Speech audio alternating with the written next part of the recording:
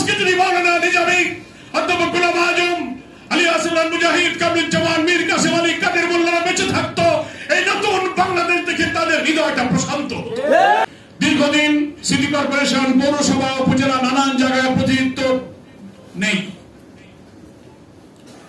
জনদুর্ভোগ বাড়ছে, রাস্তাঘাট, অবকাঠামো নির্মাণ, মানুষের দারিদ্র বিমোচনের নানান কর্মসূচি সরকার যে লোকাল গভর্নমেন্টের মাধ্যমে করে, সেখানে নির্বাচিত প্রতিনিধি না থাকার কারণে জনগণের দুর্ভোগ বাড়ছে, দুর্নীতি বাড়ছে, লুটপাট বাড়ছে।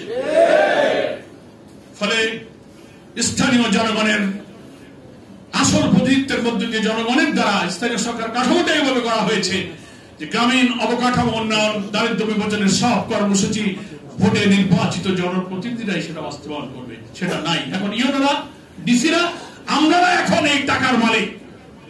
কোন রাস্তা ভেঙে গেল, কে দরিদ্র, কার ঘর লাগবে, কার চাল লাগবে, রিলিফ লাগবে, বিজেপি কার্ড লাগবে, চেয়ার লাগবে, এটার জন্য এখন সরকারি কর্তাদের কাছে জনগণকে ধর্ণা দিতে হয়। কেন? নির্বাচিত জনপ্রতিনিধি না থাকার কারণে তারা এই লুটপাটের সুযোগ পাচ্ছে। আর একটা কারণ হলো নির্বাচন কমিশন গঠিত হয়েছে, আমরা পরীক্ষা করতে চাই জাতীয় নির্বাচনের আগে এই নির্বাচন কমিশন কতটা নিরপেক্ষ থাকবে, স্থানীয় নির্বাচনটা করে এটা তারা প্রমাণ দিক। তা না হলে এই নির্বাচনে রাজনৈতিক দল যারাই ক্ষমতায় যাচ্ছে, আল্লাহ পাক ভালো জানেন, বাংলাদেশের রাজনীতির একটি তিক্ত একটা ব্যাড ট্র্যাডিশন হচ্ছে, যারাই ক্ষমতায় থাকে পৌরসভা, উপজেলা, সিটি কর্পোরেশন, ইউনিয়ন পরিষদ মেম্বার, চেয়ারম্যানদেরকে রাষ্ট্রীয় ক্ষমতার প্রভাব খাটিয়ে তারাই তাদেরকে কেটে ছিঁড়ে তাদেরকে নির্বাচিত করে নিয়ে আসে। আমরা মনে করি অন্তর্বর্তীকালীন সরকার এখন যারা আছেন তাদেরকে আমরা নিরপেক্ষ সরকার এখনো মনে করি, আমরা মনে করতে চাই। ফলে এই নিরপেক্ষ সরকার থাকতেই একটা স্থানীয় সরকার নির্বাচন করা অসম্ভব নয়। এটা করে ইলেকশন কমিশনকে প্রমাণ দিতে হবে যে আপনারা আগামী জাতীয় নির্বাচন নিরপেক্ষ করতে পারবেন।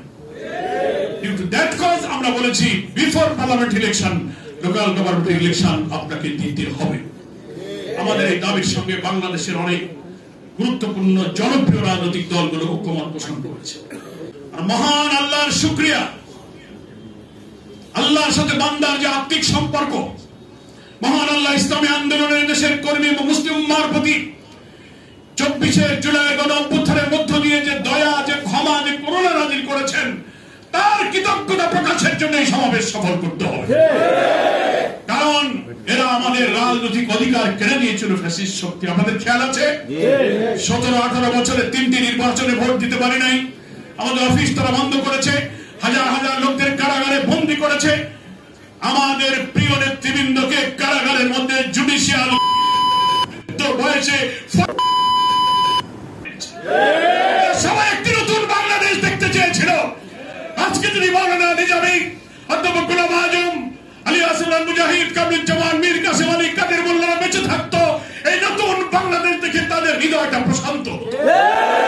সকলের জীবন দান, হাজার হাজার লোক